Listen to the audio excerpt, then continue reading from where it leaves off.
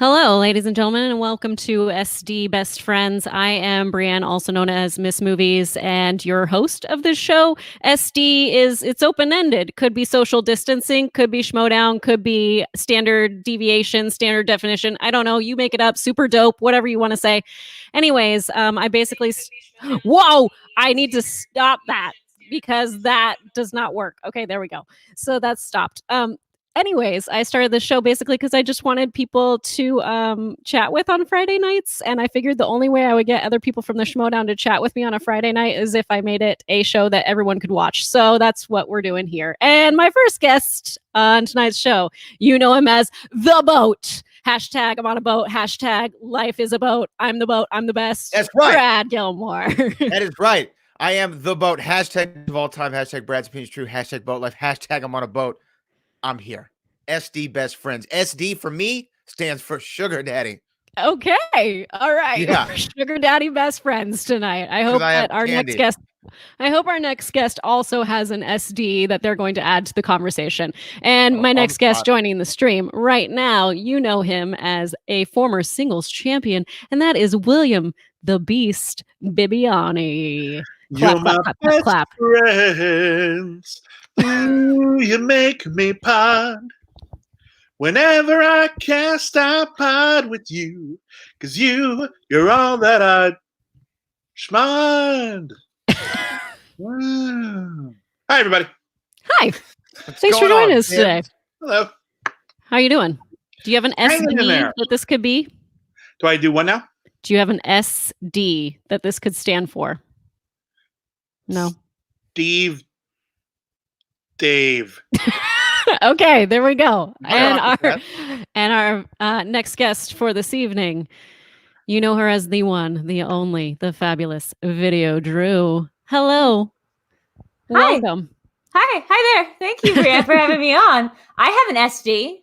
Okay, what is it? That's not weird. That's my first two initials. My there you first go. name is Sarah, so that's Sarah Drew. Yeah. That's what very nice. So the Sarah Drew best friends. So Sarah we Drew are best friends. Currently your best friends. I want to one up Bibbs by doing another song from my crazy ex, which is you're my best friend, but I'm not really yours, and that's okay. Completely okay. It is. I like it. We also maybe later we'll have Frank Janisch on this show. Oh, if not the sure. King of the internet can deign to fit us into his busy schedule. That's right. That's right. I think he's off being a heel somewhere. Is that a thing? Is that how a heel commentator? Yeah. Can I be honest? I hope that he doesn't arrive. You know what I mean? I hope that he doesn't show up at all. I've had enough of Frank Janisch, to be honest. You feel like you've been carrying him on your back this entire time? Is that what you're saying? Yeah, the shoulders are very tired. weak from having to have him ride piggyback throughout his Schmodown career. And I just have had enough of him. You know, he's such a terrible heel commentator. Yeah, he's a terrible heel commentator. He's a really bad person. One thing I can just say this because this is like some real talk. This is some SD best friends talk. For a while, real hard time differentiating between Brendan Hanna, Frank Janisch, and the Bandit. Couldn't tell. Like I have a little bit of face blindness. Thought they were the same person. Thought it was the same dude. For like, I think equally punchable. I think they're all good. If we got rid of one of them, the other two could just fill in the slack. Yeah, but now Frank's is morphing into Smets, which is already a half morphed Kaiser. So I don't know. This is like the thing. I want to go back up to the top real quick because we did get a super chat that came in from Movie Fanobi, which says, "Hi, Brianne. The Friday hang gangs are fun. Hi, Queen VideoDrew, Bibbs, Frank, Boat. Can't wait to hear you on guitar. Would you ever do film therapy again? Rewatched your Ash Crossan, wonderful stuff." That is not, well, that's a big question, Movie Fanobi. First of all, I want to say, loved your call-in for Janine's show, Machine Mondays, which is available on Mondays, Apple Podcasts, probably wherever you can get podcasts. Movie Fanobi called into her show this week. Lovely voice. I think that you have a great voice. Hopefully you sing, because you should with a voice like that. I don't know about film therapy. That's one thing that's always open in my life as to, like, it's something I would love to do, but it's hard to, when you've been away, it's hard to come back. Like, it's been hard for me to come back and even do just this show for some reason, and I can't. It's hard to explain why, but yeah. So maybe I'll just put it at maybe. Like there's other like if I'm gonna bring it back, I need to like actually go somewhere else and see if someone else can produce it for me, because I just can't. I don't want to be doing it from my home anymore. That's just. It's too good a show, dang it. You deserve a better production for it. Well, thanks, William. Thank you. I want to say 2 quick things about movie Finobi. One is that he has a tattoo from my sister that he got during the Brooklyn match. Yeah, he wanted to get my face tattooed on his arm. And my sister was like, no. And then I was like, Can't, if you don't do that, I'm eventually going to get a VideoDrew tattoo on my arm. The other one is that him and his girlfriend Heather have they're just like the world's biggest supporters and the world's biggest fans. She made me a box of voodoo dolls and has now made me a puppet. This all sounds like the worst fans, but when you think about who I am, best fans. Like honestly, best fans. Has anyone else run into fans who have Schmodown tattoos? I don't know if anyone's ever offered to tattoo my face on any part of them.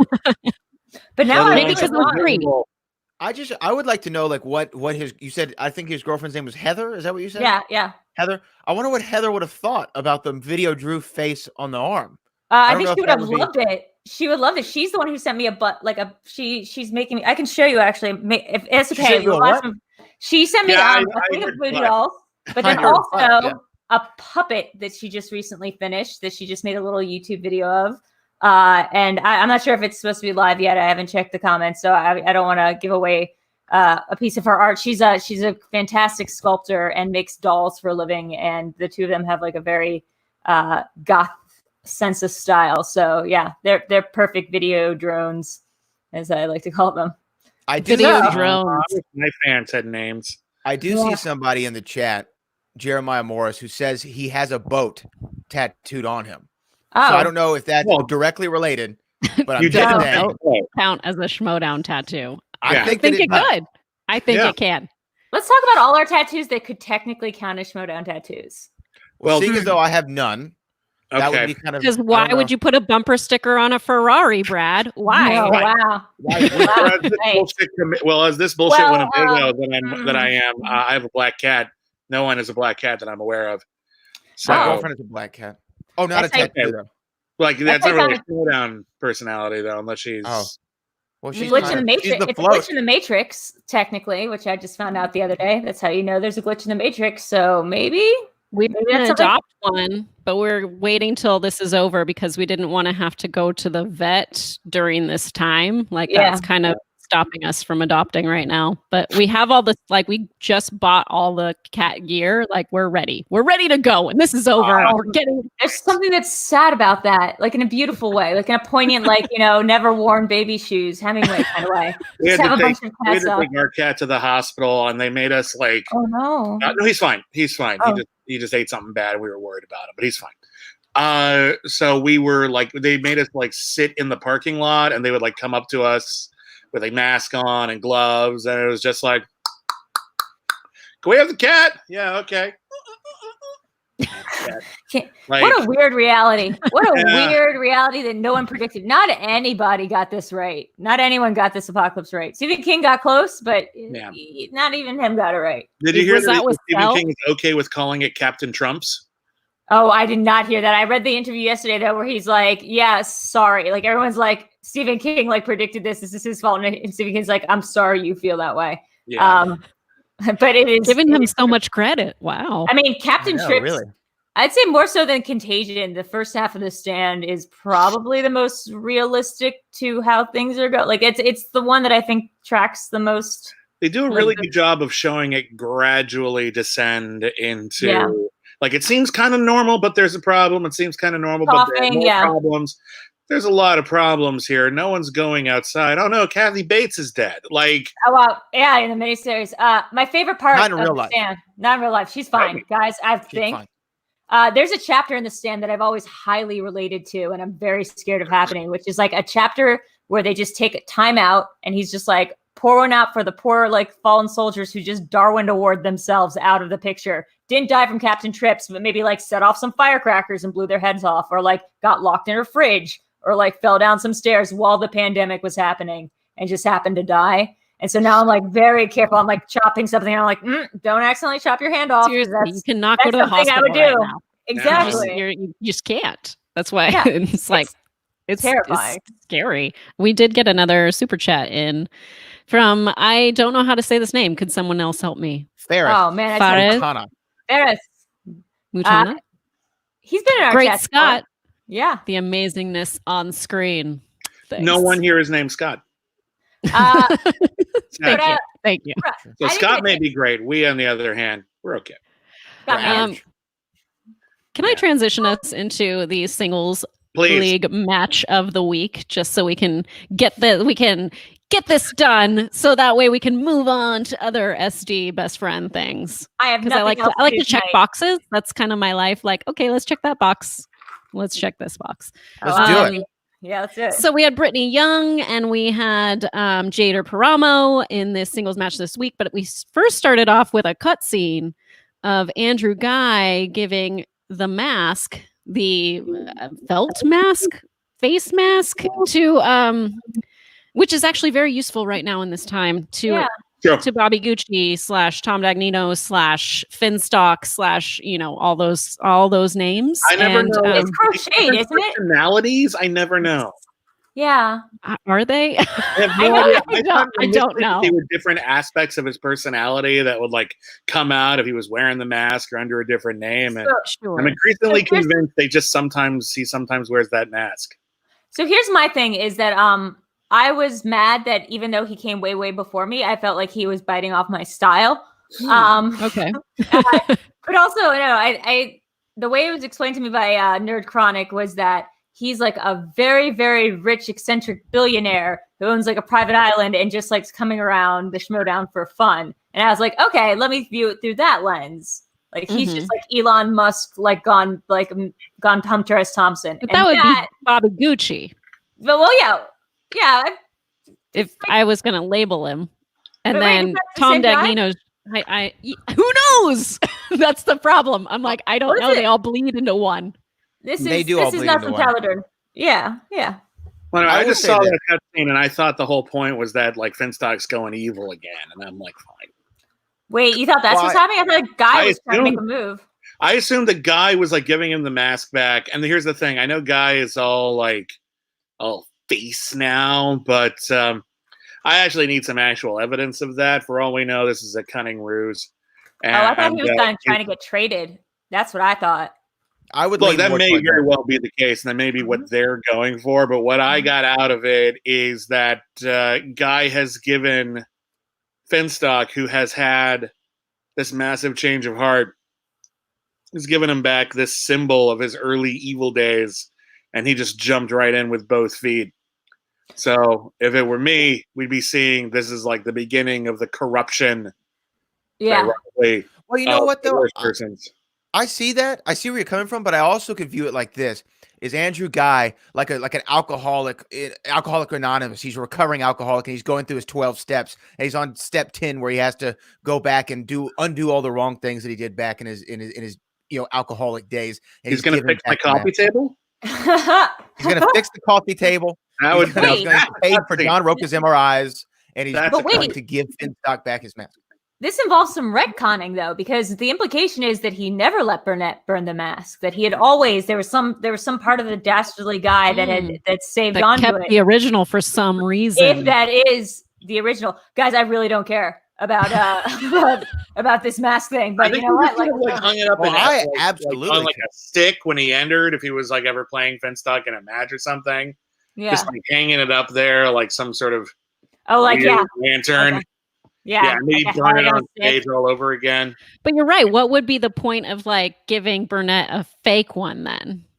Like, what is the end game there? Maybe there was more than one. Also, I don't think they thought about it that hard, but maybe they did. And secondly, I just think it's more like the idea that like Guy all along, he was, there was some goodness in him all along, and now I don't know if it's goodness or if he's wanting to be traded. I didn't see this as a making amends because there's a big. I give you the mask now. Give me Bateman. Yeah, exactly. Bateman, come right over. You know what? Here's what I would have liked to have seen. I think he has he presents Finstock, but it's like in like a case, you know, like a big solid cube, and you have to like hit a dial and stuff and press some buttons, and then it opens and a little puff of mist, and it's the Finstock mask, but it's solid gold. Oh my God! Okay. Yes. Now we're talking. We got some Skybound money. Let's do it. Where's that Skybound money, right? Solid gold Finstock mask. Why is Finstock doing the shingles? Like, why is he fixing? I don't understand. Listen, if he's got shingles, he should be in social isolation. That's what I was thinking. He should be quarantined immediately. Him and Jeff Snyder are patient zero for this whole thing. I very much believe that. Only because I went to go see. Don't you know? I went to go see Birds of Prey with Jeff Snyder, and he was dying. This was like a month and a half ago, and then I got really sick for like 3.5 weeks, and then I'm just putting that out there. I'm pretty sure Jeff Snyder gave me bird flu or whatever we have, Captain Trips. But don't we actually just love Tom Dagnino and Andrew Guy in the same scene together? I feel like these two are really good together. They are. I will say. There are certain people who are such huge personalities in the Schmodown, and for whatever reason, we've never seen them in a match together, or at the very least, we've never seen them in a storyline together. Right. And there's a ton of people who I just think we need like these pairings, but it has to happen organically. There needs to be a reason for it. We can't just I don't know, I'm trying to think of an example, like shove. Well, Roka and VideoDrew, you guys do stuff on the side, but like in the show, there's no particular reason for y'all to do a scene together, but I'd love to see that scene. Me and Makuga, that's the one I'm dying for. Makuga, like I want to just go and scare the pants off of Makuga. Well, you can in the rom-com match exhibition that we have coming up, since you will be in that, as well as Josh Makuga and myself and Janine. So yes, by the way, do you like that little Hamburglar move I played right there? I saw Guy was out, and I was like, they need another Drew. No one's gonna expect the Spanish Inquisition. Oh, Guy's not gonna be doing it. That's too bad. No. He likes Rose romance movies. So Christian, I went, Christian, can I play this? And he goes, do you like rom-coms? And I went, I mean, I don't know. Probably. I'm probably a strength. My biggest strength is not knowing my strengths. So I like that. That's a quote that we need. My biggest strength is not knowing my strengths. Yeah, I like it. Well, Bibbiani did that horror exhibition match. Excited about my horror match. I'm so jealous, but I understand why I don't deserve a seat at the table after last year's showing. But that was the best. That was the best match of the year. And Brad has a match as well coming up. Now, are you competing in the Back to the Future match? I feel like that is kind of a disadvantage to everyone. Mm-hmm. I am competing. Or are you calling it? Match. I'm competing. I am competing. I'm going against Kevin Smets, Frank Janisch, and Mark Andreyko.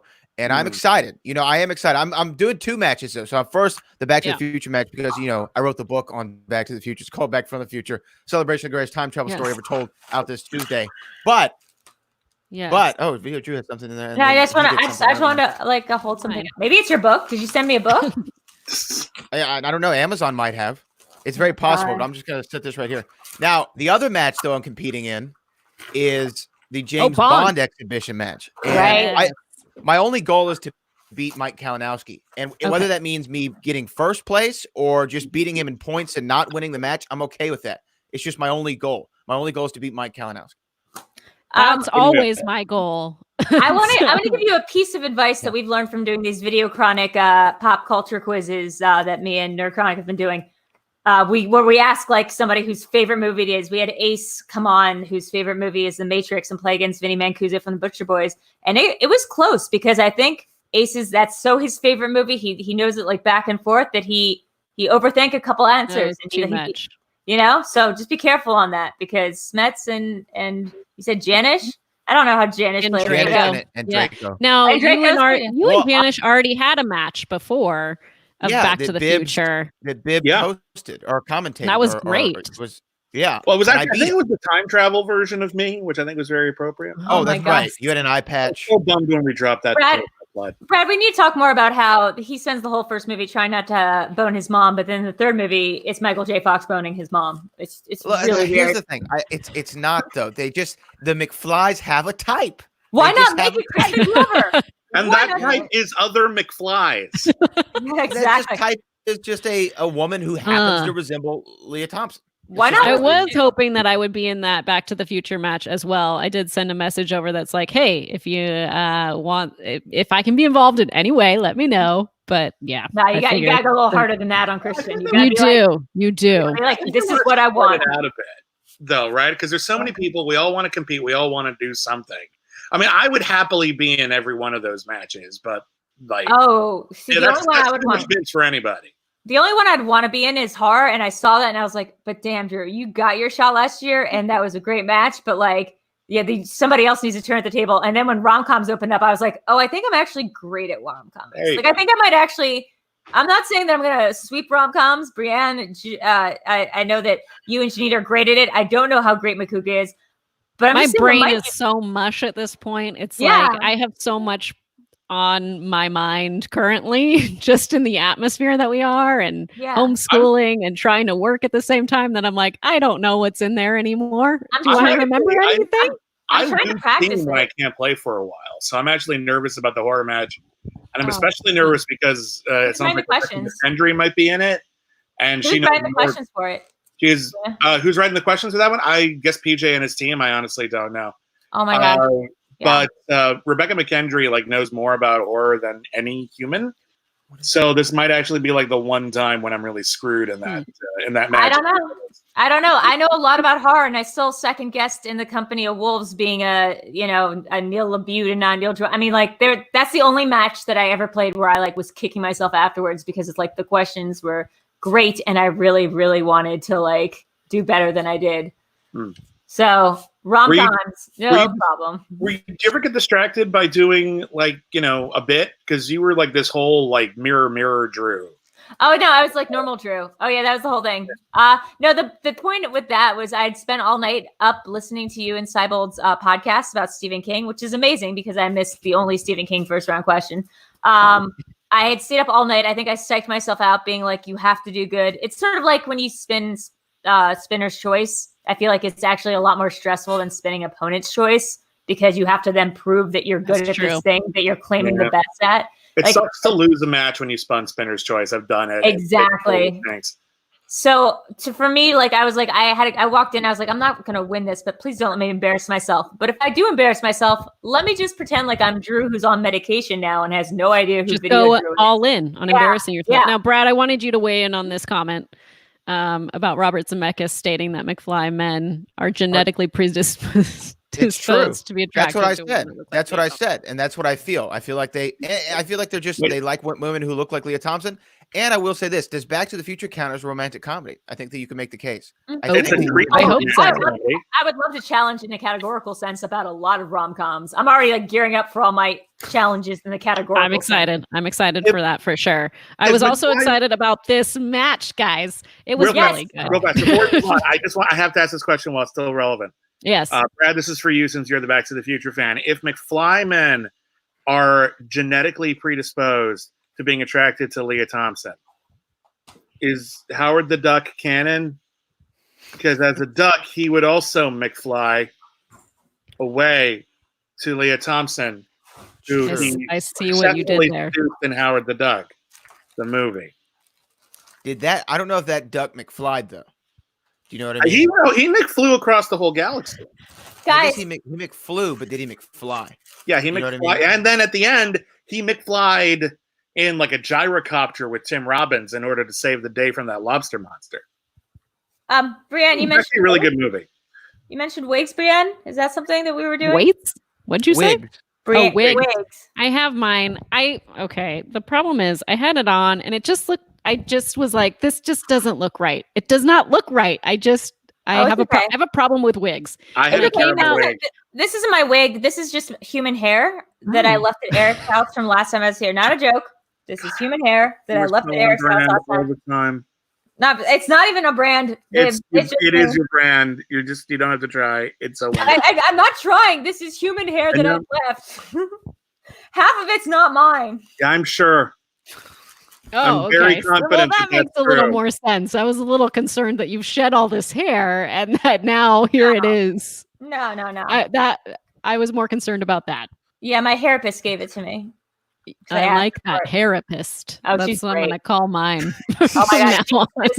This woman is she's a magic worker. Anyway, so this match, another dungeon match. Man, they actually did pretty good in round 1. Brittany only missed 2 and Jada only missed 1. I love that they both missed the same thing and had the same answer for the Alice in Wonderland question. I think that was kind of endearing. I got that one. I got that one too, but I kind of got it in the Alba way. I said it was Helen Bonham Carter instead of Helena. No, that's missing a whole syllable. That doesn't. See, I would look at it, and I just went, it's me. So it is Lord you. It is Bonham you. Carter. Yeah, it's Lord. It's Lord.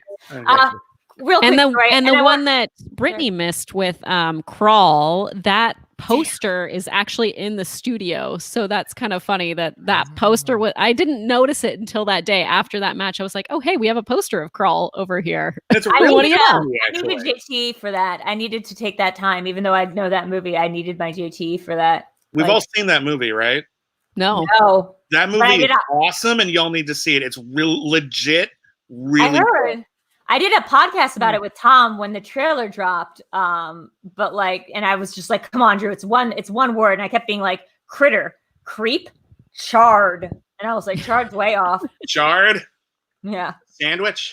That's a nice I did know it was a one-word answer, and I thought it was crawl. That was the thing that kept coming to my head. I was like, that must be huh? It was Slither. No. I said slither too. Slither. That's what I was thinking. Krull, not crawl. Krull is a very different. Crawl, Ben Mendelsohn. Who the hell cares? I know about Back to the Future and James Bond, damn it. That's all I know. Leave me alone. We talked about the most important moment in, I think it was round 1, and Brian understands this as well as anybody. The wonderful recurrence of the Meryl Streep chant. Oh my God! Thank you. With the shirt, the shirt was perfect. It was bound to happen. I remember the day that chant was born, and it was born by Brian Chandler and myself sitting in a corner, just chanting Meryl Streep for no reason. I love it. It's true. It was all you. I just joined in. Is it still a category? Can you still choose Meryl Streep? You can choose Meryl Streep. That's like Denzel, man. That's hard. That's a hard. She's been in a lot of movies, man. Yeah. What match did that start in? Do you remember, Bibbs? Oh, that was actually. I think it was that was season 3, right?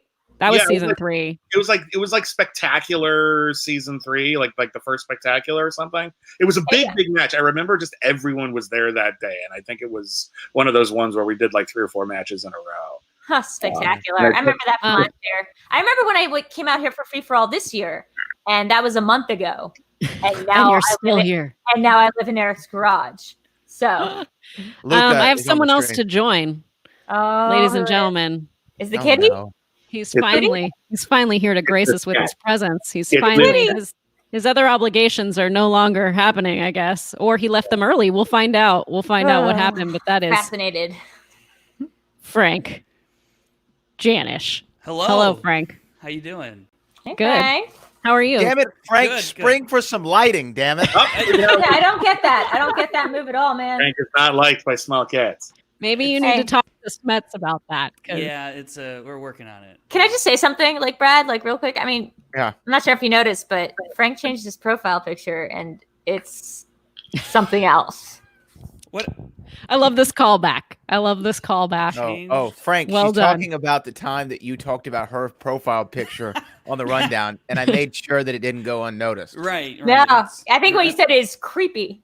And then you kept that bit going for a while. It was amazing. I showed my mom. I was like, look, I'm famous. People know me. Yeah. It's funny. Frank, can you turn yourself up a little bit? Is that possible? Your microphone? How's that? That's much better. Much better? Okay. See, everyone's setup is so different because I'm constantly changing the settings on everyone's. It's weird. Okay. Here's the thing, though, is Smets' house. I've been to Smets' house. It is not that dark. There are light bulbs. There are, but in this, I'm in a dead zone in terms of where the lighting is situated. Did you get a microphone? One really harsh light. Sucks. Buy yourself a lamp. Oh, what's that, Brian? I said, did you get a microphone? Courtesy of one Brad Gilmore. Oh, that's so nice. Oh, yeah, the lighting is bad enough that it almost like the microphone morphs with your mouth, so it looks like you have a really long beard, like really long. Question: what kind of mic is that? What kind of mic is this, Brad? I don't know. That is a Rode Broadcaster. It's the same one as this one. Fancy. I'm thinking about trying to get I actually got an AT2, one of those, but like I got the wrong kind that doesn't have a USB connector. I learned so much about tech. No big deal. People keep sending me stuff. I have 3 computers. One second, we got to do something about Frank's lighting here. Hold on, let's just. We gotta. Thank you. There you go. I think it looks great. I think it looks great. I don't know. Frank, hold up a white piece of paper and then pull that white piece of paper down and just see if that fixes it. That's called white balancing. Yeah, I know what it's called. I'm just saying. No, I'm telling Frank. I don't have a piece of white paper though. I don't. So. Get Smets's belt and just use it to would a napkin work? Yeah, Mike. Yeah. Hey Frank, what does your SD stand for? Frank, what does your SD stand for? Super dope. Oh, that's whack. Whack. What do you mean whack? I said that earlier. Mine was Sugar Daddy. Jesus Christ. Take your phone and put the light on and then hold it above you like a girl taking a selfie. Okay, the whole time? Yeah, sure. The whole time. Just Frank definitely takes selfies. there. Let's not yeah, we all know. We've all seen the pictures. There we go. I think that makes it there. work. It is. Yeah, that's hot. Here we go. Do this one. There we that go. one's like the campfire one. I'm telling campfire story the entire time. Oh God, this physically hurts me. I want to come over. There we go. Okay, thank you. There he is. Is that Smetsy? Kevin. How's that? Social distance. Thank you, Kevin. We like your hair, Kevin. We talked about last night. You know what's funny is I'm considering shaving my head actually. Hold on. I know you are. Do it. I know you are. Do it on camera right now. Eric and I'm sorry, not Eric. Frank and Smets and are just turning into Kaiser, and they're all just like slowly morphing into the same person. It's real weird. Well, I haven't gotten to that point yet. I'll tell you that. Man, did he do that in this match? He didn't do his. Wow. I loved his dynamic. Yes, with her, with Brittany. She was. They were real good together. Does everyone know where the well comes from? No. Or am I the only one? It must be wrestling. No, hold on. Oh, for sure. It's from wrestling, yeah. Wrestling? Well, what part of who does it? Bobby Heenan? 1980s wrestler. No, but it's not a bad guess. There was a tag team back in the day called the Road Warriors, and then they went to WWE. They're called the Legion of Doom, Hawk and Animal, and Hawk would start every promo going, "Well." Cool. That's what he do every time, and that's where he gets it from. I didn't see WrestleMania, but I saw a clip that seemed like something that it was very VideoDrew, and I was like, should I just be more into wrestling? Is wrestling more my style than possibly Schmodown? I feel like Firefly sad. Funhouse would be your. After doing Schmodown for a while, I was talking to Jen. I was like, I'm kind of sad that I didn't grow up with wrestling because I feel like that's something I would have wanted to actually do, and try for. And then I watched Fighting with My Family, and I was like, "Yep, this is totally what I would have wanted to Great movie, I love that. Do instead of acting and stuff that I did in college. I'm like, why would I do that? My only with anything WWE related was the week before I did Schmodown for the first time, and I saw WrestleMania with Vinny and our friend Norm, and I was like, nobody told me this was like a Disney production. I was like, oh, it's just a pageant. I was like, oh, this is and it's not even real fighting. I was like, this is whoa. It's real fighting. It's real to me. It's scripted. It's just not. But it's real. Sure, it's real. I just mean the guy who plays Drax didn't just come down and get his nose ring ripped off. That didn't actually happen. That was weird. I was like, half these characters are Disney characters. I don't see why Disney did not try to take over. Because they already have half the cast. All the women dressed kind of like Disney princesses with great thighs. There's actually Disney and wrestling have interacted a few times. One of my favorites I discovered on my podcast. We covered a pilot episode for a show called Tag Team, in which Jesse Ventura and Roddy Piper. Yeah, Jesse Ventura and Roddy Piper played professional wrestlers who got fired from wrestling and decided to become cops instead. First off, get fired for wrestling, go be a cop. It's delightful. It's really genuinely funny. It would have been a good show. And the only reason it was canceled, as memory serves, Disney had just acquired ABC, and they didn't want any part of any shows that were currently being made. So It was like in the process of getting ready to shoot like a whole season, and it never came together. It sucked. I really want to figure out now how to transition my Schmodown career into doing something involving wrestling, because that seems like I get to do a lot more story stuff and have to answer very few questions about movies. Just all the physical things. Well, come on, they always seem to have like a TV funhouse. It just seems like there's a right moment for VideoDrew to become part of the WWE. There's this weird like trend going on in wrestling that right now, like the last couple of years, where there are these cinematic matches. Yeah, so they're shooting these matches like mini movies. Yeah, so this last WrestleMania was full of them. So there might be a spot for Drew. There's always a spot for Drew. Always. It's almost like WrestleMania was the third character in this story. That reference isn't going to go over her. Oh, I got it. I got it. You're going to do very, very well at the rom-com thing, I'm sure. I know. The thing is, I don't want it to sound cocky because I want it to be a surprise, but I know. Well, I know that I'm not going to do very well, so there's that. I bet you will do pretty good, Brianna. I bet you will.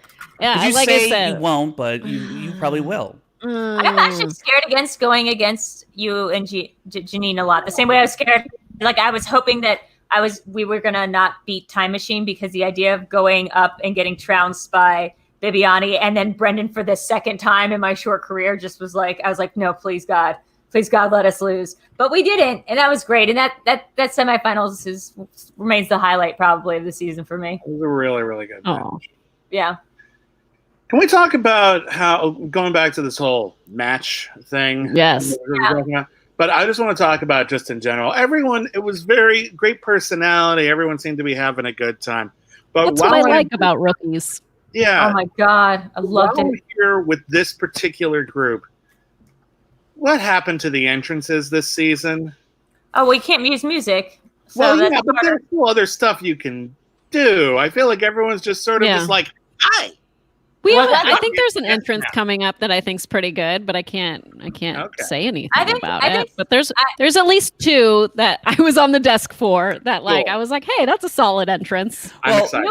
You know what it might also be? It might also be because the manager's coming out now, so it's less about the teams or the individuals getting to come up with one concept and more about like, you did something great. You guys did something great when you played against us, when the Real Rejects played against us. But I'm saying that involves getting the whole team together, and it might be a little bit harder than coming up with a concept. You just got to know who's going to be there. I think that's fine. But anyway. Yeah.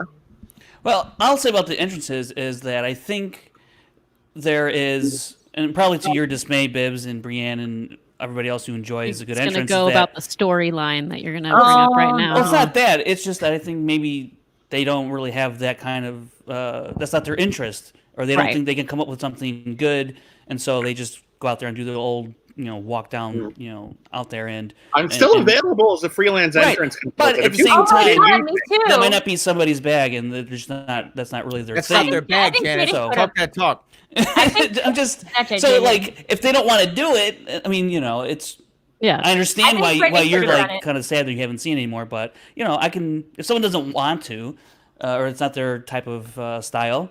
I don't want to force anything on anybody, but I do want it to be fun out there. Come on. I also do feel like on the flip side of that, Frank, is that if you don't have the example, you don't try it yourself either. Right. So there's not a lot of examples for new people to come in and be like, oh, I want to do something fun like that. So there's that too. She was constantly forcing me to up my standards for what a good entrance could be. I mean, I wasn't saying that to you. You put that on yourself. I know. Okay, just making sure. I'm like, you gotta do a better entrance. When you work with the best, you want to become the best. That makes sense. Oh man, I don't think I could do. See, I'm so the opposite of Kaiser too. I'm so the one and done. Everything's on the fly. I can't do more than one take of anything. So the entrances were all just. They're basically always just the same entrance that we were doing, because I was like, I'm not gonna accidentally. I think a couple times it came out too early, and that was the big deviation. I kept walking one out that I was I saw the other day, and I was like, dang it, I should have done that. And it's Napoleon Dynamite, vote for Pedro, the dance. Oh, man, I probably should have done that at some point. That's a live entrance kind of entrance, it's true. Free for all, because you need the stage, for that one. That's right. But I think Brittany could have done something great with it, especially being who she is, and the whole glow thing. It could have been really good. I really liked this match because because this is the kind of stuff I like. I don't necessarily like manufactured drama just for the sake of having fights. I think it's cool when it happens for storylines, but like I love that these two didn't force themselves to like create some beef that didn't exist. I was like, even though Jaden's clearly a fan of the show, like watches the Schmodown and could probably have done some heel moves. Like, no, they were clearly just having fun. It felt like such a nice, and I know why we need both, but like I was like, after the last couple of weeks, I'm like, this is nice. Well, I think it's because they're probably both rookies and they're just out there to try to win, and they're not thinking about the character stuff at least at this point. I think they're just there to like have a good time. Like I remember, I was thinking super hard about my character during my first match with Brendan because I was like told not to crosstalk, and that's really hard for me. So like I thought the entire time, don't open your mouth, don't say a word, don't say something. But I think it was more just like they don't have any beef. Like they could have manufactured beef, but they don't have any beef with each other. That's just nice to see. Yeah. No, it was a rock solid round one. Nothing for anyone to be disappointed about. Both of them had kind of a rough round two. The part that broke my heart was when Brittany got that question about how many Best Director Oscars David Lynch has been nominated for, and she kept talking about David Fincher. Yeah. By the way, got that question wrong. Her manager should have been yelling at her, "It's David Lynch!" Like just to clear the. She clarify who it really was. She clearly heard them wrong. Now, how do you guys feel? I have a real quick question.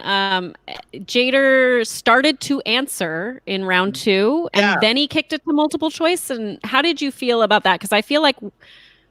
And I defer to Mark. Obviously, he's like number one. I was next to him. I'd be number two in command there. But how do you feel about that? Because I feel like once you start answering, you shouldn't be able to then kick it to multiple choice. Like you should have to finish your answer. That's my thing. It worked out in the favor of Brittany because then she had choices, and that wasn't the correct choice. That was crazy. I love that moment.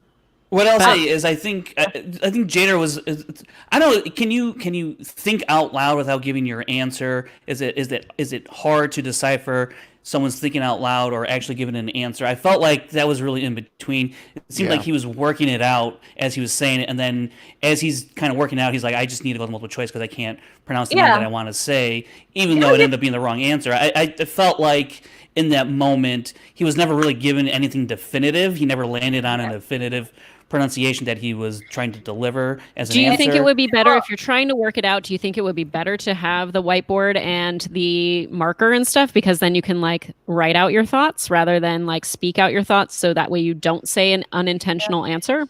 Well, here's the thing. Didn't we just decide this week on Backstage that like you have to say final answer, or like there has to be some delineation between because you can think out loud, I believe, right? And going to multiple choice, even though he had the wrong answer, that was the smart move, because what he didn't want to do is get the pronunciation so wrong. Like, I did that once when I was against Mike, because I was like, if I say this person's name wrong, because there was something similar that happened to me before, like it's gonna be, he's gonna get it because he's gonna know how to say it correctly.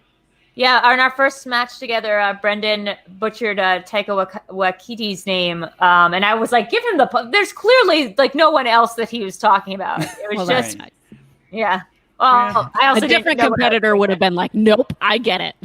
I feel like he started to answer, like you said, but he didn't like finish that answer. He didn't finish the full thought, and it was kind of like, is it whoever would multiple choice? This is why we have all of these rules in place, and there's a lot of really good rules in place. Rules about what is important for pronunciation, rules about what is unimportant, and when all is said and done, every time someone answers a question, there are all of these X factors involving the specifics of the question, the specifics of the actual words that need to come out of their mouth in order to give the answer, little things like inflection and timing.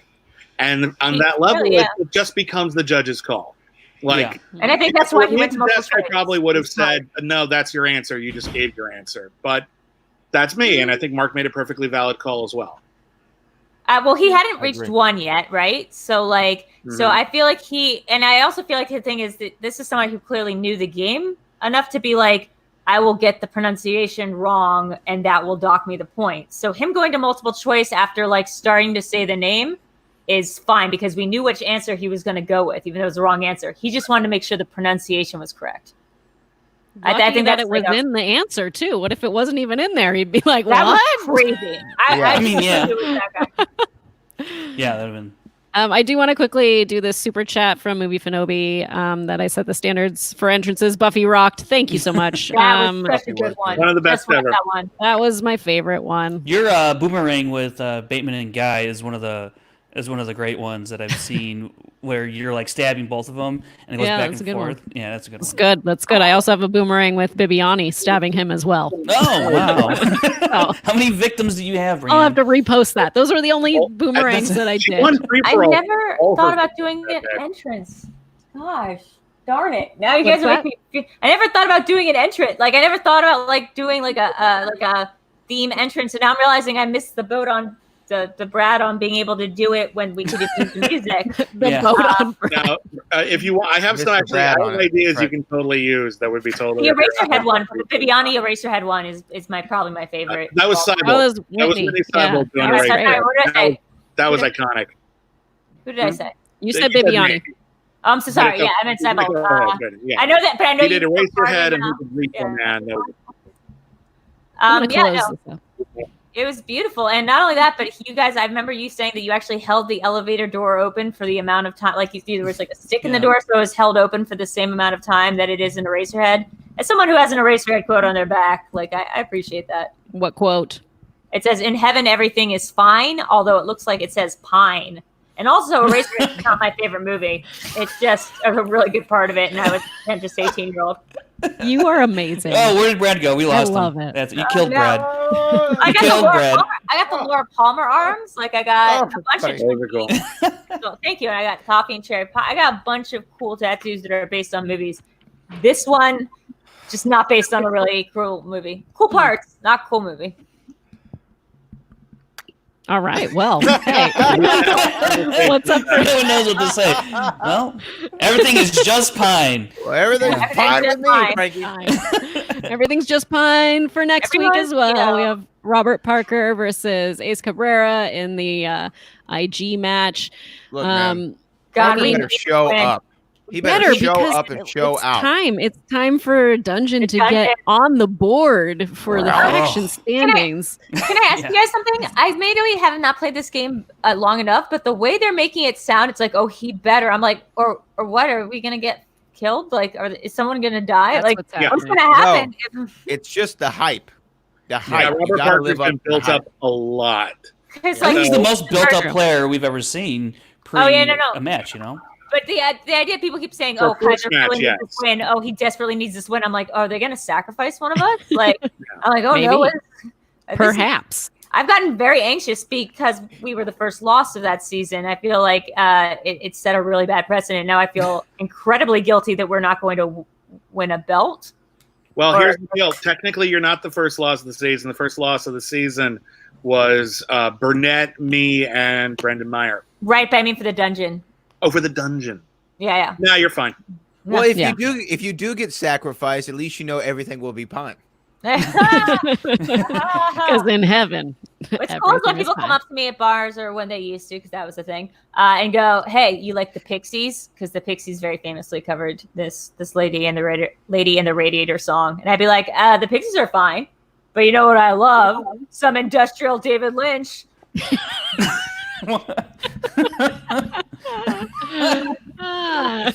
Some industrial David Lynch. Fantastic. Rather than standard David Lynch. Yeah, I'm just like his industrial period. Mm-hmm. Yeah. That's an actual thing. It tracks for me and Bibbs. We know. Yeah. It's an actual thing. Yeah. So who do you think's taking it this week? Revolution? Sorry? You said what, Brienne? Said who do you think's taking this match this week between Parker and Cabrera? Well, I'm going to say Parker just because of the hype and because he has phenomenal magic tricks. Well, there you go. Parlington Square because of Parlington Square. Win by knockout. Total knockout, not TKO. Absolute knockout. All of the hype. Listen, Robert Parker, I've never spent more than a minute in your presence. I'm sure the nicest human being in the world. But I've been hyped up. I've been knocked out. Let me tell you something. Builds character. That might be true, but don't you knock Robert Parker. I have met Robert Parker. I have gone to the Santa Monica Pier and rode a roller coaster with Robert Parker. I have had Robert Parker. And you, Senator, are no Robert Parker. Yeah, Robert Parker and took me out for ice cream and gave me life advice. So I'm just going to say Robert Parker is, I don't know how his game is because I don't really pay attention to that kind of geeky stuff. But I will say that he's I will say that Vinny Mancuso's quote about him is the best. Vinny went, "How old is that guy?" And I'm like, "No, he's 21. Don't worry, he's older than he looks." And he goes, "No, I believe that's a very confident 48-year-old." I have never met him in person, but I did house party with him and Frank and Kevin and Janine and he's incredible. Kaiser and Brandon. It was a lot of people on this app called House Party, and you can play games on there. It's a lot of fun. What? Where Frank is sitting right now is a spot in which I will always think of Robert Parker. And it was the night after the draft. It was when the P Square Boys were finally formed, the Parlington Square Boys, which is the name. It doesn't matter. But no, keep going. It doesn't. Parlington Square was Kevin Smetz's idea of if they were to remake Back to the Future in London, instead of Hill Valley, it would be Parlington Square. But that's not the point. I don't know. That was just his idea. But Robert Parker was so inebriated. He was saying some of the craziest things I've ever seen a 14-year-old boy say. Tell me. I've got to hear. Look at that. Wait. Turn it. Parlington Square. That's right. Okay, I need to hear this because he is he acts more adult than most adults. So this is like hearing about the time of your parents got drunk. Wait, hey, Frank. Yeah. Just how hilarious was Robert Parker that evening? Man, I could not stop laughing. I was like, my cheeks were hurting from laughing. He was, plus Robert Parker, look, he was in a state He's so funny. To all his own by the time we got back to the apartment here. And he was, I couldn't tell if he was just deliriously tired or other things were. Oh my God. I almost can't hear this. I can't hear this about him. It's so great. It's great. Look, you guys, forget it. You wish Robert Parker was here instead of me. I get it. No. I know when I've been insulted. Frank, I do want to ask, is Smets still in the room? No. Okay. No, he's not. So, like, the first night that Parker. Oh, where did Bibbs go? Where'd he go? He left. I don't know.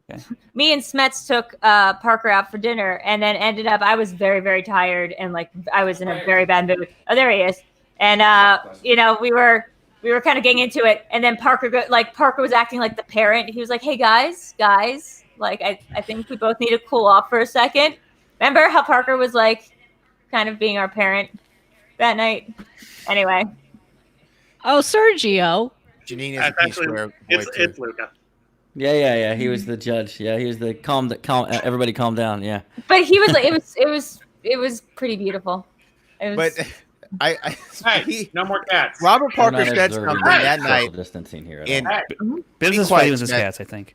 Be quiet, Smets. I can't hear anyone. So. You can't hear anybody. No, you're rolling. Shut your mouth. But that night, he was so funny. I can't hear. I love you all. I can't hear anyone. I can't hear. I love you all. Okay, bye. All right, appreciate you, Smets. God, I hate that guy. It's so annoying. What did he do? What did he? What I was about to say. Oh no, but I won't give you the full context. But at one point, he said the words together, "Pound Town," and we know the context of just those two words together, Brad. No. And the rest of the time, I was doing a Kaiser impression where I was going, "I'm gonna take him to Pound Town." I will say that that his magic is sort of, my reaction to it is sort of like the reaction that people on the street have to like David Blaine magic. Where it's like, I'm not so much like impressed as I'm like, that's a demon. Like, I'm like, that's demon work. To be able to do that. Who gave you those powers? Oh my gosh. Kaiser, by the way, has great stories that I can't share either.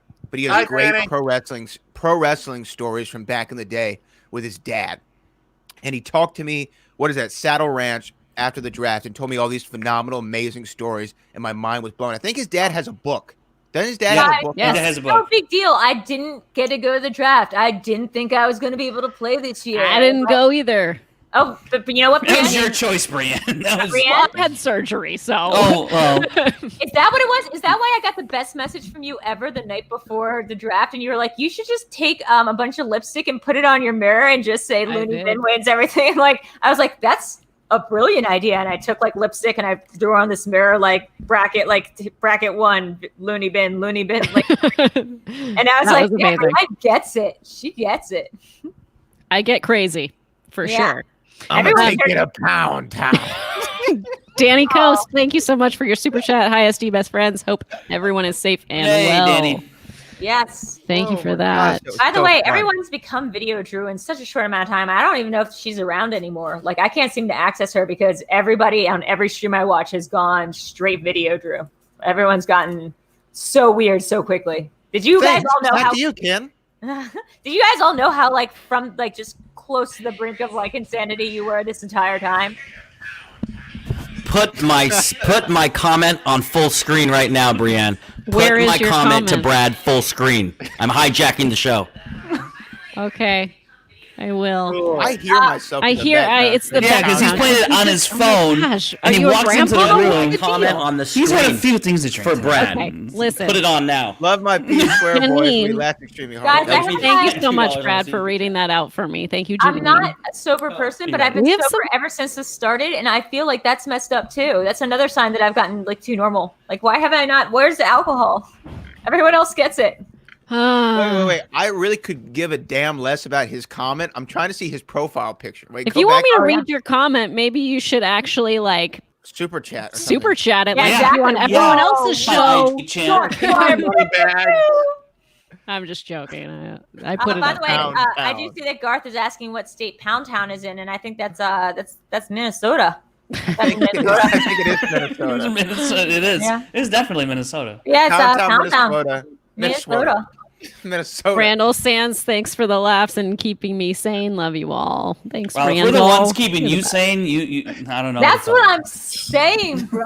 Wait, can you go back to Kevin Smetz's I can't. comment? The other day I mean, technically I can. I just want to see. I want to see his picture. Okay. His picture looks it's crazy. when he was an Iron Man. It was an Iron Man thing. Yeah. When he ran an Iron Man race. It looked like he was wearing a leotard. He is. Here's the deal. The other day I went on Twitch and I saw Ben Goddard and he was wearing a giant bear suit like he was in like Midsommar. And I was just like, what the fuck is sorry, I don't mean Midsommar, yeah. But my favorite rom-com of the summer. Please let that come up on the rom-coms. Please let that come up on the rom-coms. I think I made Frank watch that movie once and he did not think it was that funny. But he ran an Iron Man match. I will acknowledge that the time behind him is 15:14, which I can only assume that was how fast he runs a mile, which is incredibly slow. So he's probably going to finish last. Sure Brad, you're going to have him bust out here again. Only on 1 foot, Brad. No. Huh? Okay, so PLD said 15 hours for the entire thing. PLD says, know your role and shut your mouth, Brad, after I knock your BTTF match bug. Paul, you did not need to do that. He super chatted someone else's. He plagiarized Smets and pawns it off as his own $5 super chat. Come on. Hey, is that a heel move? Yes. And secondly, who says bub? Can we acknowledge bub? Wolverine. Wolverine says yeah, Wolverine does. Yeah. Wolverine says bub. That's who says it. Hey, by the way, in X-Men, the first one, the Sabretooth, right? Yeah. Was played by a guy named Tyler Mane. Yes. Am I right? Okay. Yes. Tyler Mane was also a professional wrestler. What I forgot about was like 4 years ago, Booker said he was going to go do a movie with Tyler Mane. Completely forgot about it. And then the trailer dropped today. It's a horror movie starring Tyler Mane, John Schneider, and Booker T. What's it called? It's called Penance Lane, and I think it comes out in a couple weeks. I watched the trailer today. It would have been better if it was Parlington Square. Can we check? What is the rent like on Can you do a share screen and watch it? Can you Say watch what, trailers? Bibbs? What's the rent like on Penance Lane? Am I gonna? Well, it's apparently Booker's character left $3 million in it. So that's at least from the trailer. That's what I get from the trailer. Oh, I cannot afford Penance Lane. That's too bad. Yeah. Are you allowed to watch YouTube trailers or trailers on YouTube, or do you get pulled down for that? Because 100% like to watch that trailer. I think you probably might get pulled down. Yeah, I think you darn might. it. Darn it. I don't know if it's worth risking, but it's on his Twitter account. Everyone pretends it's great. Wow. Yeah. Unreal. I gotta see this in the theater. Is that the guy who played Sabretooth? Yeah. Just kidding. I was gonna say he looked familiar. Yeah. Yeah. A little less hair, but you know. Yeah. Guys, I want to talk about what I shared with everyone today because this is really important to me, and that's Quarantine Castaway. And I want to know your thoughts on Quarantine Castaway. This was a video that I found on Instagram. It's also on YouTube. Yes. It is by Trey Kennedy. He is basically side by side doing Castaway as he's going into quarantine. And I just could not. I, for some reason, decided to share it with everyone I knew. Pretty much. Do you pretty not know? Much everyone I knew. Are you a Trey Kennedy fan? Because that's the thing. I'm not necessarily, but the thing is, on Facebook, he is like the most popular Facebook like video. So if you ever are accidentally watching a Facebook video, it will go to his, and his are so. And I don't want to like him because sometimes I'm like, I don't like all of his characters. Like I don't like his dad character. I don't like his middle school character, but he does have that middle school like show, I guess. Yeah, and it actually okay. But anyways, those are the characters I don't like. The couples during quarantine stuff. I was watching it last week, and he has one about like what couples are doing over quarantine, and it was not as stereotype stuff because there's 100 of those videos, right? You know, of like dudes pretending to be girls being like quarantine time. It wasn't like that. It was pretty good. I thought it was one of his better ones. So that and the guy whose whole thing is about being from like the Midwest, and like every video is just him being like Midwest people be like this.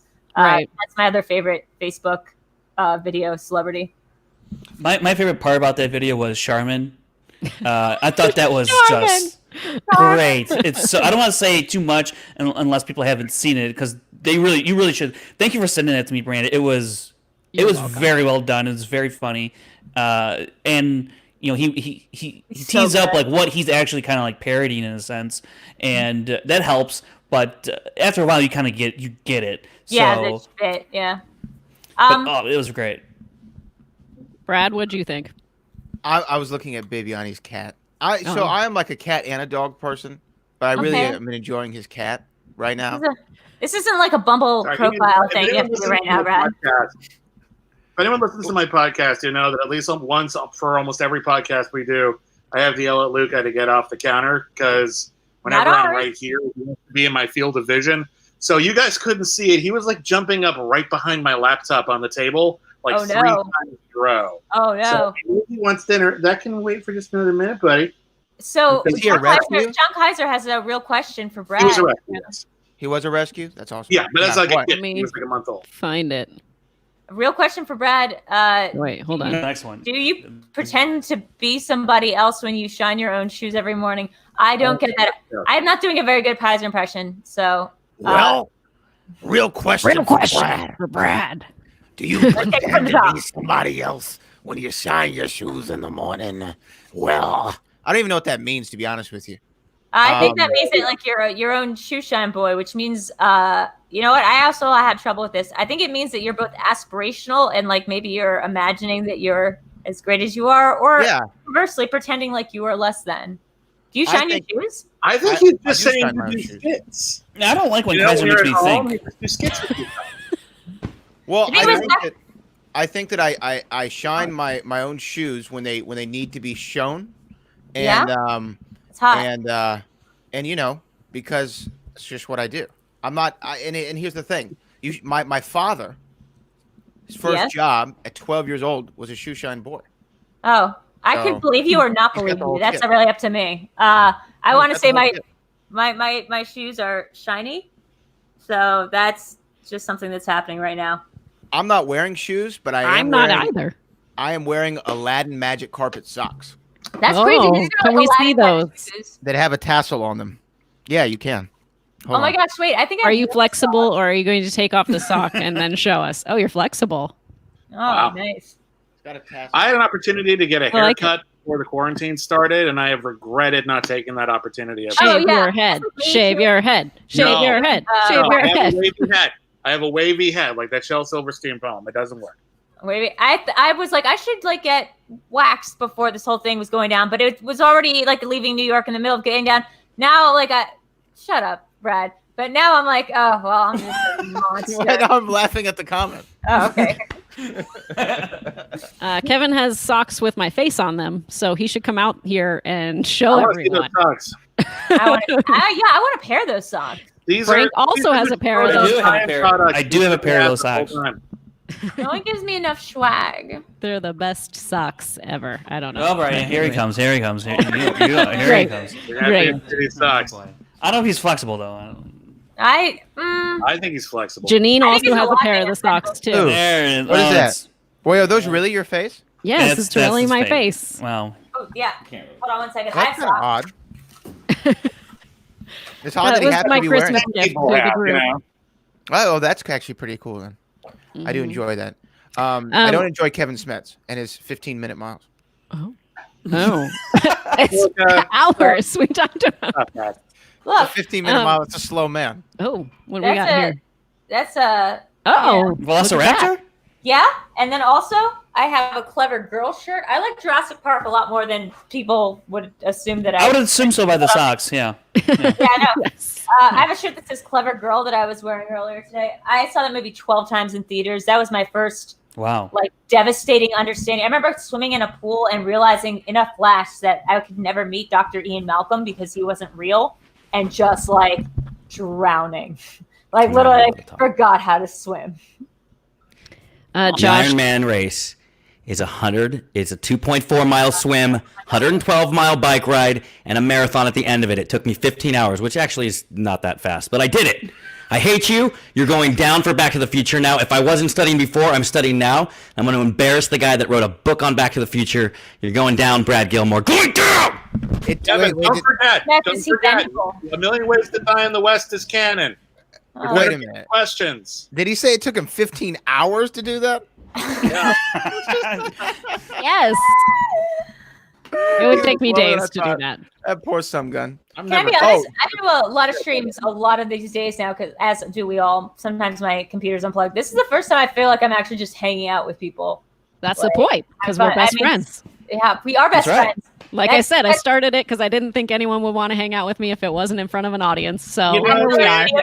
Bubbling up right now, like best friends. You could have. Brianne, I don't even acknowledge the audience right now, to tell you the truth. I don't even know. Well, we're acknowledging Josh because he put in a $5 super chat and said hello from H-Town. Sure. Thanks for the laugh. $5, I'll acknowledge anybody. Buy Brad's book, Back from the Future. Thank you. We should talk about that real quick, because I do have to get out of here because I have kids to put to bed, because I'm sure that they're not in sleep at this time, because that's what happens. So let's talk about your book. Let's talk about it. What do you want to say? At what point were you said, you know what, I need to write a book? I do this podcast. I love this movie. I love this franchise. Yeah. At what point when did you decide, I want to write a book and here's how I'm going to do it, and how long did it take you, and things like that? Okay. So I did the podcast. I've done the podcast since 2015. It's gotten a lot of listens. I love Back to the Future, and I hate Kevin Smets, but Ken Knapsack wrote a book about Star Wars. And but we're not talking to Ken right now. No, I know. Oh, but he is the reason that you did this. Right. Yeah. It inspired me to do it. And we actually have the same publisher. And I started working on it when I sent a pitch in, and then they said, yeah, let's write the book. And then I was like, oh, I don't know what to say now. I didn't really have an idea of You're planning out a whole book. Now it's like, yeah, how am I going to do that? And actually, the fun fact is Bibbiani ghost wrote the entire book. Yeah, and that's exactly right. I'm an author myself. I have ghost written a novel that came out. I had to write in the 3 months before my wedding. I was ghost wrote a YA novel called A Tale of Two Besties. I read that. Shut up. I didn't. You might, because it was the thing. It was like the Hello Giggles Zooey Deschanel brand thing.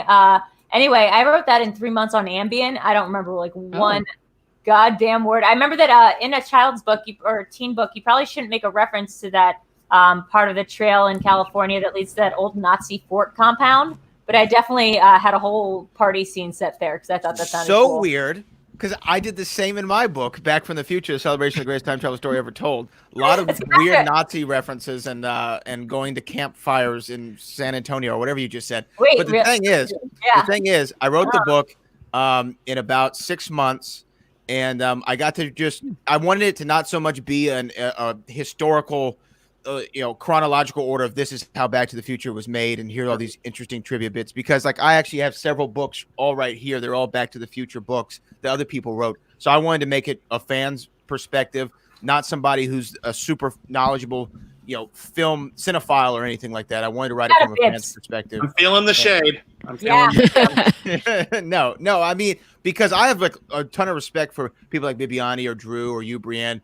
Not so much Frank. Anybody who really immerses themselves in film. These just happen to be three of my favorite movies of all time. So much so I want to do a podcast and then a book about it. But I cover the films, the animated series, the ride. I do a section of the book. The animated series. I missed the ride. The ride. I never got to ride it, but I feel like I got to ride it. And then, you said you never got to ride that? No. I actually talk about it in the book. There's a story of why I didn't get to ride it in the book. Good ride. You said a podcast was really cool about like how that would be like a cool way to reboot the franchise, which is that like Doc Brown has and on the ride, it's like it's canonical, but like from the ride perspective, that he has like an institute. The time institute. Yeah. Institute of Technology. Cool. That's cool. That's what I'm real sweet. And you know what? Maybe it happens someday. But I even do a section of the book that I call the Almanac, where like I rank like the best secondary characters from the film. Nice. Doc's best invention, stuff like that. So I had a lot of fun with it. It comes out Tuesday, which is nuts. Oh my god! Yes. And on Amazon, will be on Audible then. And I'm a little disappointed that it's not you narrating it. Who's doing it? Luca. Yeah, it's not me narrating it. So they told me, they said, "Hey, book, Luca." Thank you, Luca. Give me this is my spotlight. Yeah. Nobody. So they came to me and they said, hey, we want to do an audiobook for it. And I'm like, awesome. And then I didn't hear anything about it. And I'm assuming the book comes out and then we'll figure out the audiobook thing. Right. And then like, it was like, I don't know, a week ago, they're like, hey, here's the cover for the audiobook. It'll be out the same day it gets released. And I was like, oh, okay. And then Brienne was actually the first person who like showed me there was a link on Audible. I didn't even know. And then you posted on Instagram, I think. Because I love Audible. It's like so how his I do stuff. His name is Joe. Yeah. Hempel. Hempel. I'm gonna get it, so I'll let you know. Well, you'll probably get it too. So can I get an unauthorized audiobook from Brad Gilmore just for myself? Can I get that? I thought about like reading it on the podcast as well, like maybe a year from now. Yeah. But the weird thing is the guy actually lives in Houston too. Oh, that's cool. The publisher's in Miami, like the audio licensors in LA, but he lives in Houston. And he's also like somewhat in the wrestling business. So it was like a weird parallel there. Brad, in honor of your book, I do want to mention that there was a weird serendipity thing that happened when I started coming back to Schmodown when I was living in New York, and I found an Airbnb to stay at in California. I know. Turned out it was Crispin Glover's place. It was totally nuts. I ended up staying with Crispin Glover 3 times. He has an insane Los Feliz, like Xanadu mansion that he's done up like a. Is he there? He's like, here's a room you get. Do a Collider interview of all things, because he usually lives in the Czech Republic. Turns out the guy has like 20 Airbnbs. Like it's crazy. He has an Airbnb empire. Is that what you're telling me? Yes, and his interior design style is just so perfect. I scared him. I accidentally left a credit card, and then I guess some medication got delivered to his house after I left. So I got a very like weirded out phone call from Crispin Glover being like, your pills and credit card are still here. And I was like, oh, cool. That's what it takes to get Crispin Glover on the phone. Yeah. We're not going to learn this. I want to read out some super chats that have come in. Paul says, you will pay attention to me, Frank. Who? Kevin says, Brad is not my best friend. Would take me 15 hours. Let's That's see. There we go. I would not. Paul, Kevin wrote a book, How to Kick Brad's Ass. in Back to the Future to be released soon whenever the exhibition match drops. Wow. That actually says Brad's at SS in You're right, at SS. I want to know, Kevin or Paul, are you okay? Are you under any duress right now? Like, how will we know? I feel like Kevin has taken over your... Oh, we know where Kevin is. Brad, the ride is available on YouTube in VR mode if you have an Oculus or PSVR. It's actually pretty convincing. Hey Siri, get Brad's book. And Josh says, Paul, want to put money on it? I got Brad. Duh. Hey. Money on it. That's what Super Chat is. You're putting money on it. The money has been put. Can I just say something though? Yes. Since Frank became West Coast Frank, isn't he like a tad less likable? Probably, right? A little bit. It's not just like less likable. It's like straight up. It's straight up. We're heels. Like it's we're heels. We're heels. Oh, okay. Well, I'm not going to actually say that. That's not the edit we're using. That's not the edit we're using, Brad. That's the edit. Not only that, but I feel like that's your and take this whatever constructive criticism way you want. That's who you remind me of ever since you got West Coast style on it. Really? West Coast Frank? You remind me of Ben I still feel like Goddard? you're in Chicago because I haven't seen you pretty much since you got here. I mean, this whole thing happened. I know. You didn't come to that taping that I was at. How dare you? How dare you? Sorry about that. Yeah. What were you that was doing? like the last time I would have seen you. And Why now, were you at a... Sorry? I was going to put Frank on blast, but I'm not going to do that. West Coast Frank! Photo of his is just like a photo of the beach being like best life. And I'm like, who are you? Who are you? Well, wouldn't you take a picture of the beach if it was right on your doorstep? I did, but then I didn't want to post it because Parker was in it. I felt like the police would come, like, and arrest me. They would be like, "Well, that's definitely not." It depends on what he was doing. I mean, what was he doing? He was going to. He was going to. Okay. No, you couldn't do it in 15 hours. You'd post a DNF that did not finish. Good. I'm glad you. Yeah, what's up? Yeah, it's a good thing I know you have to look up the Urban Dictionary. Right now in this conversation where I'm remembering like how socially awkward I actually am because I'm in this crowded room full of people and they're all talking and I'm just like, that's nice. That doesn't make you socially awkward. That makes you like literally a perfect palate cleanser to everyone else's big personalities. It's a great way to look at it. Have you guys ever done Enneagram? You guys, any of you know your Enneagram? Yeah. I know how to Enneagram. It's a personality test. It's called Enneagram. Yeah. And you're like a number. It gives you a number, and then it tells you like your I thought personality. you said pentagram. I was like, oh. Sorry. I've done that too. Okay. What's your number? I took an introvert extrovert test once to tell you like how much of an introvert you are, how much an extrovert you are. I'm literally in the middle. Oh. Where like with enough energy I can be extroverted, but then I completely crash. That's fascinating. I'm actually an extrovert introvert, which like Rachel Maddow is too, which is like I can talk at you, but it's really hard for me to make eye contact with people. It's really hard for me to like actually form a connection or like get, because I kind of clam up unless I'm like in a position of like, well, I know the like right now. No, because I'm like doing my thing and you guys aren't in the room. Because you're looking somewhere else, but not looking at the camera. So I'm just like, yeah. I was thinking that too. But we're over there. See, she's looking at us. Gotcha. The screen that I have for my computer is right here, and then I set up a TV screen to try to split the difference. So, you guys want some prolonged eye contact? Okay, there we go. Okay, and you know what? Go back the other way. Go back to do what you were doing. This is too weird. Guys, I did take a test. I wanted eye contact. It's kind of off-putting. I don't know why. Does anyone else have any rescue animals? I just want to throw that. But I'm getting one. I have one. No, but I do want to say that, Brianne, I need to take that anagram one. And yeah. Go ahead. Mm-hmm. Yes. Oh, but I did take the one that's like a personality test of like every single like fictional character. Oh. And I was like 98 Bellatrix Lestrange. Oh, I saw this. Yes. And next one down was like Marla Singer from Fight Club. And then it was like I believe Joker. all these. I was like, that's perfect. I'm out. I'm like tapped out. And then it was like maybe like 15 down. I was like Saul from Better Call Saul, and I was like, yeah, no, this is a perfect list. This is. I don't know why they were just like, I don't know, like Facebook just did some Facebook thing. Send that one to me so I can try that because I'm sure I'm some. All right. It's great. It's like 100 questions. I know Brienne said that she had to go soon, but I think this is a great thing. What movie character is everyone most like? If you had to say, I'm most like this character. This is Love It and Sweeney Todd, although calling it a movie is like kind of disrespectful. Probably Reese Witherspoon in Election, unfortunately. No. I know I'm supposed to pick movies, but I remember when the Netflix series Daredevil came out, and everyone who I knew really well who watched it just said they based Eldon Henson on you. Really? On that show, everyone was just like, "That's you," and I'm like, that. "Oh, which character?" Foggy.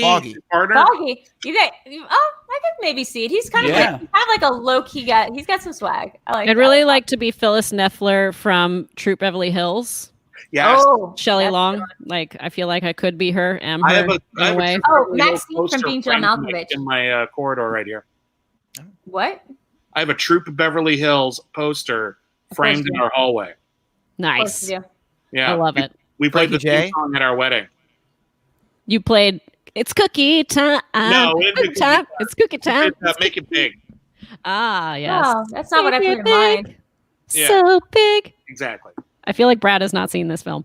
I had people walk down the aisle to my wedding to Pixies "Where's My Mind," but orchestral version, so like no one would get it. And then I walked down the aisle to Radiohead's "No Surprises" because I was just like, this is gonna be a fucking nightmare, and I was correct. So that was just like a real cool in joke that no one except me and my father were like, this song is dark. Well, mine was "Nothing Else Matters" in the orchestra version of that. Wow. So, there you go. That's also good. That's good. Pretty good. I think mine would be the Rocky theme. Yes. Dun, dun, dun, dun, orchestral version, or like it'd be like in Westworld. You get Raymond Duvall like the. Really? You have to slow it down. It'd be like. No, that's that's the version. Ladies and gentlemen, I need to wrap this up. But I didn't tell you who my movie character would be. Tell you? Oh, Brad, I'm sorry. Brad, tell us. Is it Marty McFly? No, it is definitely Billy Zane in The Phantom. That's who I want to be. In Back to the Future. Billy Zane. I want to be the ghost who walked. Or Marty McFly. Yeah. Hey, Siri, find me that book of his. Or Billy Zane in Back to the Future. There you go. Yeah. His name was Match. Did you give us your? I knew that, Brad. Yeah, I'd say it was Eldon Henson from Daredevil. If you need a movie, Oliver Platt and Chef. Oh my God, maybe except Oliver Platt and Funny Bones. Actually, I would say Oliver Platt in The Imposters. Oh my God, The Imposters. That's what I was thinking of. Not in Flatliners. Yeah. Or not like Oliver Platt was in Ready to Rumble, wasn't he? Yes, he was. He was the wrestler. The Imposters is the Tony Shalhoub one, or not Tony Shalhoub? What's his name? The Tony Shalhoub's in it, but you're thinking of Stanley Tucci. I'm Stanley Tucci, right? Yeah. But Stanley Tucci and Tony Shalhoub were in that other movie that was about cooking. So it was Big Night, which Stanley Tucci co-directed with Campbell Scott, who was in both The Imposters and Big Night. Big Night is the best movie ever made. Stanley Tucci played a Spanish dance instructor in a Jennifer Lopez movie. Stanley Tucci directed a movie called Joe Gould's Secret, in which Ian Holm plays a character Bibbs who was uncannily like my dad. It's like I said Jennifer Lopez. That's the end of the conversation. Hey, is that the wedding planner? My dad it's Shall We Dance or something like that. Shall We Dance? Richard Gere. Yeah. Oh no! I watched the original Shall We Dance for Bibbs' show. One of my many shows. I'm too scared. Frank, did you give us your character? Frank didn't give us his movie character. Oh no, I didn't. God damn it. I would like to think a little bit of Ferris Bueller. I think really? We don't like to think. I'm getting this Baby Driver vibe off of you. So yeah, okay. I get more of a Baby Driver. Or whatever his name is. It's the headphones. There you go. Oh, the headphones. What's his name? I'm sorry, I meant Drive. I meant Drive. Drive. Ryan Gosling? You mean Gosling? Full Gosling, or do you mean Albert Brooks? Like that character? Yeah. I think Frank's more Jake Gyllenhaal in Prince of Persia. Why is Prince of Persia? Huh. Hey, not source code. No. I like source. Or Sloth There's like from a the bunch of Goonies. mean things I could say that Yeah, I'm probably not saying. Sloth. You're right, Brad. Sloth from the Goonies. Yeah, you really nailed it. Yeah. Seven. That's 100% correct. No, there is somebody that Frank reminds me of. I can't get it right now, but I'll DM you about it later. Oh, And excellent. you can, yeah. No, it's a complimentary one. I just can't seem to like you're too in the dark. I can't really see you. So Brienne has children. Okay, Brienne has to go. All right. Thanks, Brad. All right, ladies and gentlemen, thank you so much for joining us this evening. VideoDrew, where can we find you? What are all of your channels, all of your things? Yeah, so you can find me in Nerd Chronics Garage, where I guess I live now. I've been living here for 3 weeks. I guess I live here now. So, oh yeah, and shout out, by the way, to Rachel Cushing, who has donated so much clothing to me because I was out of clothes. And she had Sam Levine. Well, you just wash them. I did wash them, but a lot of them had tags on and everything. She had Sam Levine on Passover, like come up with like a mask and whatever, and like drop it off on her doorstep. And I was like, Hasamea and stuff. It's like Sisterhood of the Traveling Pants. Everything fits, like, and it's nothing that I would normally wear, and like it's awesome. So thank you, Rachel. I wanted to give that shout out. You can find me at youtube.com VideoDrew, where we do the Video Chronic pop culture quiz on Mondays, Wednesdays, and Thursdays at 9 p.m. PT. You can catch me on Tuesday nights doing Cinema Bias with Alex Mack, where we sort of make each other watch a film that the other one doesn't really want to watch, and then uncover subconscious biases about films that we might have liked this entire time. Thank you. And then you can also find me over on Patreon. Everything's VideoDrew. So that's where a new series is launched, VideoDrew Reviews. That's in character. So yeah, that's a new scripted series. So that's for the $5 and up people. I'm also on Twitch sometimes now. So you can just watch me doing the stand watch-alongs. So that's somebody in the comments. Anyone else? Am I doing anything else? Somebody will figure it out. You don't know. All right. Very good. I've been doing a lot of stuff. This is the most productive I've been in like 4 years. And all it took was a quarantine. You can find me on Twitter and Instagram at FrankieJ29. I have a podcast called Back to the Future, the podcast. You can look for new episodes. I just wrote a book, Back to the Future, the greatest trilogy ever made and ever will be. It comes out in hardcover, Audible. You could DM me. I'll sign a copy for you, and I'll send it out. So that's all I got going on, really. Yeah. Get Brad's book. Awesome. William the Beast Bibbiani, where can we find you? Yeah, all right, let's do this. All right, so I got the Critically Acclaimed Network. It's a podcast network where you can find podcasts like Apple Podcasts and other podcasts. And you're doing really good on them. Thank you. We have a lot of stuff. So we have Critically Acclaimed, where we review new movies. We've got Mail, where we answer listener mail. We have Canceled Too Soon, where we review TV shows that lasted only one season or less. We have a new weekly series called Episode Zero, where we talk about all of the films that inspired Star Wars. We call it the Star Wars Podcast, where we don't talk about Star Wars. I love it. Over on Patreon, patreon.com/critically acclaimed network. We have a ton of exclusive stuff. We have a new podcast about Firefly. We have an ongoing podcast. We're reviewing every single episode of Star Trek in production order. We have a podcast called Not on Disney Plus, where we talk about the stuff that isn't on Disney Plus. We've got Only the Best. We review every single film ever nominated for Best Picture. We're doing commentary tracks. Google Hangouts. We're doing one tomorrow. I gotta up my tiers. Like that's it. Like I gotta up my tiers. I'm exhausted all the time. And can I come back on? At William Bibbiani. So there you go. All right. Babs, can I ask you a quick question though? Yeah. If you do an episode on not on Disney Plus and then they put it on Disney Plus, what do you do with that episode? Enjoy it and take credit for them. Listen, if they put Parent Trap 2 through 4 on not on Disney Plus, I'm just going to take credit for it.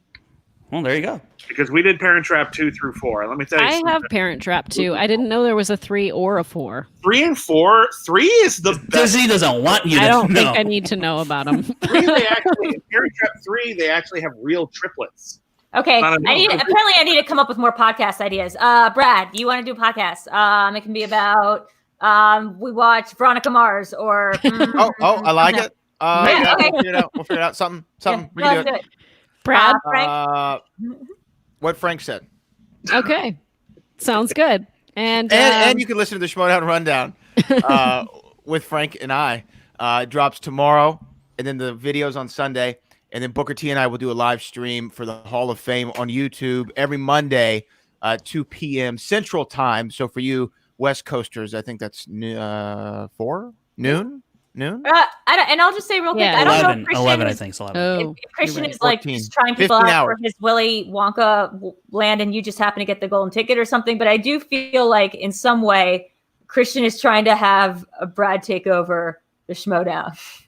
It's real weird. I'm just reading between the lines here. It's only a matter of time. It's only a matter of time. And you can find me at all the places that are listed down at the bottom there. Jake Iacovetta, thank you so much for making that for me. They're all down. They're down there. I can't. They're there. If you I'm tickling Frank's head right now. let's all do that. And that is all. And thanks for joining us. And unlike Mean Girls, you can sit with us. We'll see you next time. Thank you. You're all my best friends.